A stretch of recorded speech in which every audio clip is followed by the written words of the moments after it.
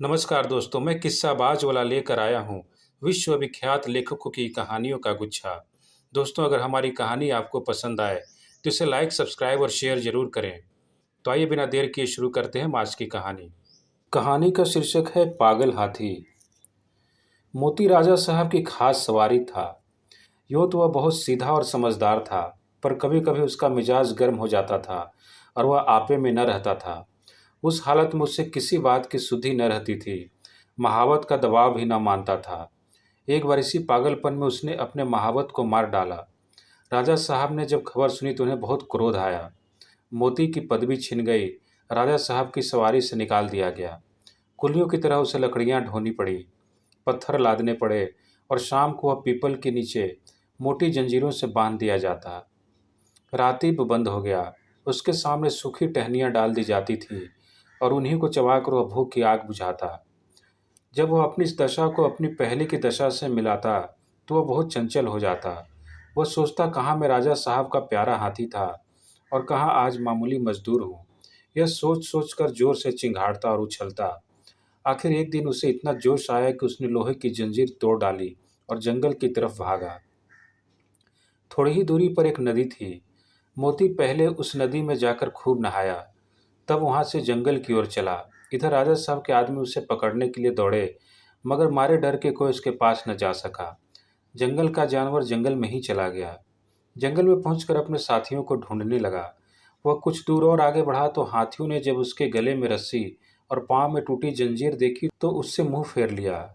उसकी बात तक न पूछी। उनका शायद मतलब था कि तुम गुलाम तो थे ही, अब नमक हराम गुलाम हो। तुम्हारी जगह इस जंगल में नहीं है। जब तक वे आंखों से ओझल न हो गए, मोती वहीं खड़ा ताकता रहा। फिर न जाने क्या सोचकर वहां से भागता हुआ महल की ओर चला। वह रास्ते में ही था कि उसने देखा कि राजा साहब शिकारियों के साथ घोड़े पर चले आ रहे हैं। वह फौरन एक बड़ी चट्टान की आड़ में छिप गया। धूप तेज थी। राजा साहब जरा दम लेने को घोड़े से उतरे। अचानक मोती आड़ से निकल पड़ा और गरजता हुआ राजा साहब की ओर दौड़ा। राजा साहब घबरा कर भागे और एक छोटी झोपड़ी में घुस गए। जरा देर बाद मोती भी पहुंचा। उसने राजा साहब को अंदर घुसते देख लिया था। पहले तो उसने अपनी सूंड से ऊपर का छप्पर गिरा दिया, फिर उसे पैरों से रौंद कर चूर चूर कर डाला। भीतर राजा साहब का मारे डर के बुरा हाल था। जान बचने की कोई आशा न थी। आखिर कुछ न सूझी तो वह जान पर खेलकर पीछे की दीवार पर चढ़ गए और दूसरी तरफ कूदकर भाग निकले। मोती द्वार पर खड़ा छप्पर रौंद रहा था और सोच रहा था कि दीवार कैसे गिराऊं। आखिर उसने धक्का देकर दीवार गिरा दी। मिट्टी की दीवार पागल हाथी का धक्का क्या सहता। मगर जब राजा साहब भीतर न मिले तो उसने बाकी दीवारें भी गिरा दी और जंगल की तरफ चला गया। घर लौटकर राजा साहब ने ढिंढोरा पिटवा दिया कि जो आदमी मोती को जीता पकड़ कर लाएगा उसे 1,000 रुपये इनाम दिया जाएगा। कई आदमी इनाम के लालच में उसे पकड़ने के लिए जंगल गए, मगर उनमें से एक भी न लौटा। मोती के महावत का एक लड़का था। उसका नाम था मुरली। अभी वह कुल 8-9 बरस का था। इसलिए राजा साहब दया करके उसे और उसकी माँ को खाने पहनने के लिए कुछ खर्चा दिया करते थे। मुरली था तो बालक ही, पर हिम्मत का धनी था। कमर बांधकर मोती को पकड़ने लाने के लिए तैयार हो गया। मगर माँ ने बहुतेरा समझाया और लोगों ने भी मना किया, मगर उसने किसी की एक न सुनी और जंगल की ओर चल दिया। जंगल में गौर से इधर उधर देखने लगा। आखिर उसने देखा कि मोती सिर झुकाए उसी पेड़ की ओर चला आ रहा है। उसकी चाल से ऐसा मालूम होता था कि उसका मिजाज ठंडा हो गया है। ज्यों ही मोती उस पेड़ के नीचे आया, उसने पेड़ के ऊपर से पुचकारा, मोती। मोती इस आवाज को पहचानता था। वहीं रुक गया और सिर उठाकर ऊपर की ओर देखने लगा।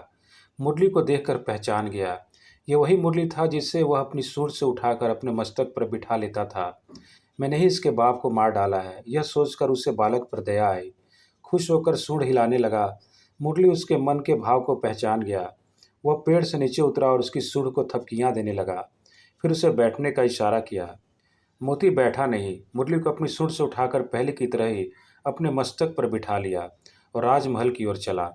मुरली जब मोती को लिए हुए राजमहल के द्वार पर पहुंचा तो सब ने दांतों तले उंगली दबाई। फिर भी किसी की हिम्मत न होती थी कि मोती के पास जाए।